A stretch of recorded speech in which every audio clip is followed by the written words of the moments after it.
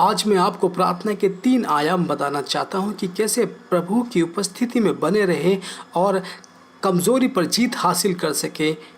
जो परमेश्वर की आपके लिए योजना है उसे कैसे पूरा कर सकें, क्योंकि भविष्यवक्ता यहेजकेल भी ऐसा कहता है कि क्योंकि परमेश्वर के साथ संगति प्रार्थना का सर्वोच्च रूप है और अब हम इसे 1 सेकंड में प्राप्त करेंगे। अब जो मैं यशायाह अध्याय 27 से बताना चाहता हूँ ये वही है जिसकी हमें प्रतिदिन आवश्यकता होती है। और याद रहे, यीशु ने कहा है कि प्रतिदिन का संपर्क प्रतिदिन की रोटी है। क्योंकि जब आप परमेश्वर को समय नहीं देते हैं तो देखिए, बहुत सारे माध्यम होते हैं जो बैटरी से चलते हैं और बैटरी को चार्ज होने की आवश्यकता होती है। जब आपके फ़ोन की बैटरी कम होने लगती है तब आप उसको तुरंत चार्ज करने लगते हैं। आपको एक बात बता दूं, जैसे मैं प्रतिदिन अपने फ़ोन की बैटरी चार्ज करता हूं, मुझे 1 घंटे का समय लगता है। आपके आत्मिक जीवन रूपी बैटरी के बारे में सोचिए ज़रा, उसे कितना समय चाहिए। मैं अपने अनुभव से आपको बताता हूँ कि मुझे चार्ज होने के लिए कम से कम 2 हफ्तों का समय चाहिए। यदि आप फिर से समस्त बल और क्षमता चाहते हैं तो कम से कम 2 हफ्तों की प्रार्थना द्वारा प्राप्त कर सकते हैं।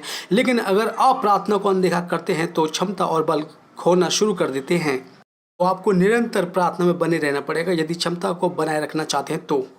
इस सिद्धांत को समझना अति आवश्यक है कि यहोवा की बाट जोहना यानी इंतज़ार करना 1 घंटे में, 1 मिनट में, 1 सेकंड में नहीं होता है। आपको इंतज़ार करना जारी रखना पड़ता है। लगातार प्रार्थना करना ही प्रेरित पौलुस के कहने का अर्थ है कि निरंतर प्रार्थना करते रहें। और प्रभु यीशु मसीह ने भी सिखाया है कि हमें निरंतर प्रार्थना करनी है। हार मत मानो, रुको नहीं। अगर आप हार मान लेते हो तो सब कुछ खत्म हो जाता है और शत्रु तुम्हारे विरुद्ध बल प्राप्त कर लेता है। यह याद रखना जरूरी है कि आप जब शत्रु पर विजय प्राप्त कर लेते हो और फिर प्रार्थना करना छोड़ देते हो तो वह फिर आपके विरुद्ध बल प्राप्त कर लेता है और आप कमजोर पड़ जाते हो। यशायाह अध्याय 40 में यही बात कही गई है कि वह जो यहोवा की बाट जोते हैं नया बल प्राप्त करेंगे, वो उकाब के समान उड़ेंगे, जिसका अर्थ है कि आपका सामर्थ्य वापस आ गया है। आप ऊंची उड़ान भरेंगे, क्योंकि उकाब का अर्थ है पृथ्वी के ऊंचे स्थानों पर होना। और जब हवा प्रबल होती है और आप प्रभु में, तो लिखा है कि वह दौड़ेंगे। इसलिए प्रार्थना और आराधना के द्वारा आप जगत के ऊंचे स्थानों पर जा सकते हैं। अब आप परमेश्वर के साथ होकर दौड़ने लगते हो, चलने लगते हो। वह दौड़ेंगे और चलते रहेंगे। शरीर में नहीं पर आत्मा में हम चलने से पहले दौड़ते हैं। जी हाँ, आप चलने से पहले दौड़ते हो। आत्मा में आप चलने से पहले दौड़ते रहोगे।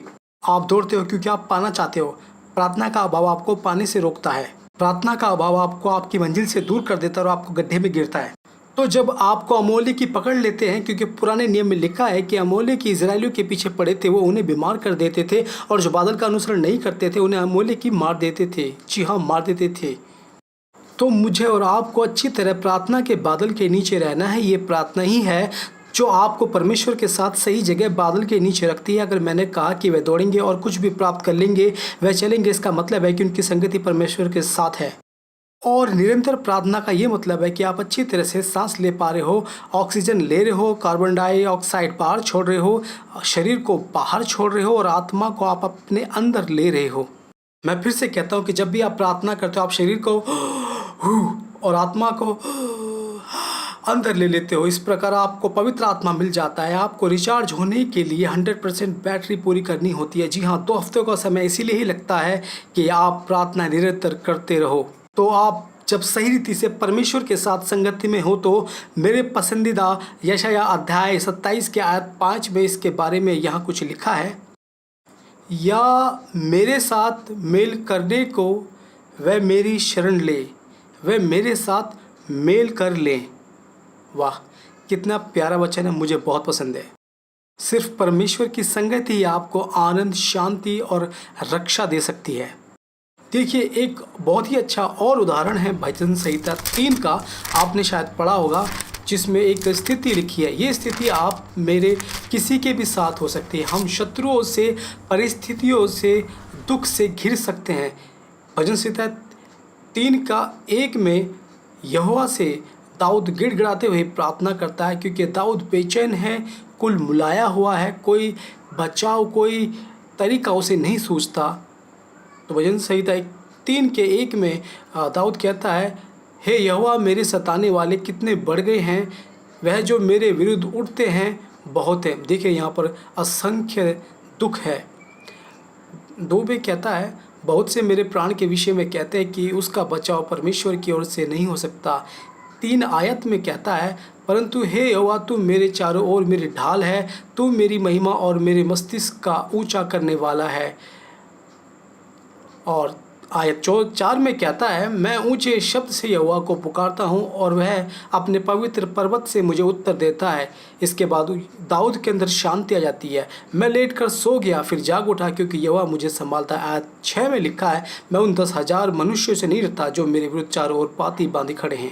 पहली आयत में वो कितना डरा हुआ था, दूसरी आयत में उसे छुटकारा मिल गया। जी हाँ, जब आप परमेश्वर के साथ संगति रखते हैं, परमेश्वर के साथ चलते हैं, तो यकीन मानो चारों तरफ से शत्रु बैरी आपको देख के भाग खड़े होते हैं, टिक नहीं पाते। मेरा एक और पसंदीदा वचन है, जी हाँ, भजन संहिता अध्याय 56 का 9, जिसमें लिखा है, जब जिस समय मैं पुकारूंगा उसी समय मेरी शत्रु उलट फिरेंगे। यह मैं जानता हूँ कि परमेश्वर मेरी ओर है। भाई, डरते क्यों हो, क्यों चिंता करते हो? प्रार्थना हर सवाल का जवाब है, प्रार्थना ही उत्तर है। भजन संहिता 56 का 9 एक बार फिर से पढ़ेंगे, जब जिस समय मैं पुकारूंगा उसी समय मेरे शत्रु उल्टे फिरेंगे। यह मैं जानता हूँ कि परमेश्वर मेरी ओर है, बिल्कुल मेरी ओर है। 3 तरह के प्रार्थना के आयाम मैं आपको बिल्कुल मैं आपको बताना चाहूँगा। मत्ती की पुस्तक से कुछ मैं आपको दिखाना चाहता हूँ। परमेश्वर ने हमें कैसे मांगना चाहिए ये सिखाया है और हमें यही चाहिए। मैं चाहता हूँ आप और आपके प्रियजनों को इसको जानना चाहिए, जिससे आपको और अधिक मदद प्राप्त हो। मत्ती अध्याय 7 का आयत 7, मांगो तो तुम्हें दिया जाएगा, ढूंढो तो तुम पाओगे, खटखटाओ तो तुम्हारे लिए खोला जाएगा। जी हाँ, 3 तरह के प्रार्थना के आयाम हम विनती अर्चना के साथ शुरू करते हैं, बिल्कुल वैसे जैसे हम पुराने नियम में पाते हैं, जब मूसा ने तंबू बनाया और वहाँ 3 खंड स्थापित किए, जिसमें एक खंड पवित्रों के पवित्र परमेश्वर का था, एक खंड बलिदान के लिए था, जहाँ पर हमारे सवाल होते हैं और हमारी विनतियों की एक सूची होती है जो हम परमेश्वर के सामने रख देते हैं। पर साथ ही साथ हमें यह नहीं भूलना चाहिए कि ये वही स्थान है जहाँ शत्रु हम पर आक्रमण करता है, जैसे अब्राहम के ऊपर किया था। हम थक जाते हैं, हमारा दिमाग काम करना बंद कर देता है, जो कहता है कि आमीन बोलो और समाप्त करो, पर नहीं, हमको रुकना है। जब आप रुकोगे तब आपका छुटकारा होगा और आप पवित्र स्थान में शुद्ध किए जाओगे। यह प्रार्थना का दूसरा आयाम है, जब आप परमेश्वर को खोजते हो। जी हाँ, हमको रुकना है, ठहरना है और परमेश्वर को वहाँ खोजना है। हमें दादा बाबाओं को नहीं खोजना है, हमको यीशु मसीह को खोजना है। और मांगो जो तुम्हें चाहिए वो सब मांगो, अपनी बातें सामने रखो, खोजो। खोजने शब्द का भी एक तात्पर्य है। पवित्र शास्त्र बाइबल इसके विषय में बताता है, वह नहीं खोजो जो संसार खोजता है, जैसे चिन्ह चमत्कार। हमको प्रभु यीशु मसीह को खोजना है। जीवन में बदलाव के आप स्वयं ही खुद गवाह होंगे। जैसे आयुब 5 कहता है कि आपके शब्द कम पड़ जाएंगे। जैसे ही शब्द कम पड़ जाते हैं, आपको वास्तविकता का पता चल जाता है। पहले की तरह नहीं है, अब जो है सब वास्तविक है। जैसी वास्तविकता दिल में आती है, आपकी आंखों से आंसू टपकने लगते हैं, आप चिल्लाते हैं, आप प्रभु को दंडवत करते हैं, प्रशंसा करते हैं, और फिर आपका अपने पे वश नहीं रहता। अपने आप को आप प्रभु से प्रेम करने से और प्रार्थना करने से नहीं रोक पाते हैं किसी भी तरह। अब मैं आपको बताता हूँ प्रार्थना का दूसरा राउंड जो है खटखटाना। कहाँ खटखटाना है, किसके यहाँ खटखटाना? हमें प्रभु यीशु मसीह के द्वार पर जाकर खटखटाना है। जी हाँ, प्रभु यीशु मसीह के द्वार पर जाकर आपको खटखटाना है। इसलिए जब प्रभु यीशु मसीह कहते हैं कि खटखटाओ, तो वह कहते हैं कि दरवाजे पर नहीं, मेरे दिल पर आकर दस्तक दो। जब आप आत्मा में होते हो तो आप प्रभु यीशु मसीह को जान जाते हो। आत्मा में होकर आपको पता चल जाता है कि द्वार और मार्ग वास्तविक क्या है। जब आप आत्मा में होते हो तो आपका शरीर मर जाता है, क्योंकि लिखा है, आत्मा में होकर शरीर की अभिलाषा को मार डालो। जैसे ही आप 3rd राउंड पर आते हैं, आपको घंटों का, जी हाँ, घंटों का समय लगता है, तो आपको समय देना होगा। यही महत्वपूर्ण काम है, यही कीमत है जो हमको चुकानी पड़ेगी, चुकानी है, क्योंकि प्रभु से कोई भी 5 मिनट में नहीं जुड़ सकता, ये सब कुछ असंभव है। मान लीजिए ये बिल्कुल वैसे है कि एक मानचित्र है और आपको एक स्थान से दूसरे स्थान पर जाना है, तो बिना पहला स्थान बलिदान किए आप दूसरे स्थान पर नहीं जा सकते। ये एक असंभव प्रक्रिया है। यही लागू होता है कि यीशु मसीह का पवित्र लहू बहाया गया था, और बिल्कुल वैसे जैसे तंबू के बाहर आप बलिदान करने जाते हो और अपनी मन्नतें वहाँ पर रखते हो, तो बलिदान यहाँ आवश्यक होता। बलिदान की बहुत ही अहमियत है। और वेदी पर आकर किस तरह मांगना चाहिए? हमें इस तरह मांगना चाहिए कि परमेश्वर, ये आपने वचन में कहा है, ये नहीं मेरी फैमिली को परमेश्वर बचा लो, बल्कि ये परमेश्वर, ये आपका वचन है जो पवित्र शास्त्र के द्वारा हम तक पहुँचाए। ये वादे आपके हैं, आपने ऐसा कहा है। ये बिल्कुल असंभव है कि बिना बलिदान के आप वेदी पर आओ। जी हाँ, बिना बलिदान के आप वेदी पे नहीं आ सकते। इसीलिए प्रभु यीशु मसीह का पवित्र लहू बलिदान के रूप में बहाया गया। जैसा कि मैं पहले बता चुका हूँ, ये पहले राउंड की प्रक्रिया है। आपको वेदी के पास आना है, आपको पवित्र लहू से धुलकर शुद्ध होना, और फिर वचन के द्वारा क्लेम करना है कि परमेश्वर आपने वचन से ऐसा कहा है, ये कहा है। अब हम दूसरे राउंड में आते हैं। दूसरे राउंड में हम क्या पाते हैं? आपके बाईं तरफ दिवट रखा है और दाईं तरफ जीवन की रोटी, और सामने पवित्र यीशु मसीह का लहू। बाईं तरफ आप बहुत से परमेश्वर को खोजते आए हैं और दाईं तरफ अपनी शांति और जीवन की रोटी को देख रहे हैं। लेकिन अब आपको यीशु मसीह के इस पास आना है और यीशु मसीह का द्वार आपको खटखटाना है। और जैसे ही आप ऐसा करते हैं, आप पवित्र आत्मा से भर जाते हैं। पवित्र आत्मा भर कर आप एकदम शांति का अनुभव महसूस करते हैं। परम शांति और आनंद आपके जीवन में वास करता है। और उसके बाद होता क्या है, आप फिर से अपने आप बल प्राप्त करना शुरू करते, तो आपके अंदर शक्ति आना शुरू होती है और आपकी चारों ओर खुशियाँ और चारों ओर प्रकाश छा जाता है। और जब कभी ऐसा होता है तो अद्भुत घटना घटती है। यहेजकेल में लिखा है, और ये बहुत महत्वपूर्ण बात है। यहेजकेल 22 के अध्याय में ऐसा लिखा है। अब मैं यहाँ एक बात कहना चाहता हूँ कि हमारे बहुत से मसीह भाई बहन इस महत्वपूर्ण विषय को नहीं समझते। उन्हें बस आमीन बोलकर प्रार्थना समाप्त करने की जल्दी होती है और बिना पवित्र वेदी पर आए हुए आमीन कह के वे लोग चले जाते हैं। ठीक है, उन्होंने परमेश्वर से कुछ तो बातें की, उन्हें यीशु को खोजना है और परमेश्वर चाहते हैं कि आप उसकी संगति में आए ताकि देश देश, राज्य राज्य और घर परिवारों को लाभ मिल सके।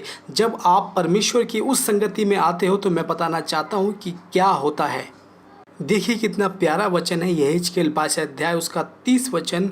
और मैंने ऐसा मनुष्य ढूंढना चाहा जो बाड़े को सुधारे और देश के निमित्त नाके में मेरे सामने ऐसा खड़ा हो कि मुझे उसको नाश न करना पड़े, परंतु मुझे ऐसा कोई नहीं मिला। परमेश्वर को आपका संपूर्ण समर्पण चाहिए ताकि वह परमेश्वर आपको इस्तेमाल कर सके।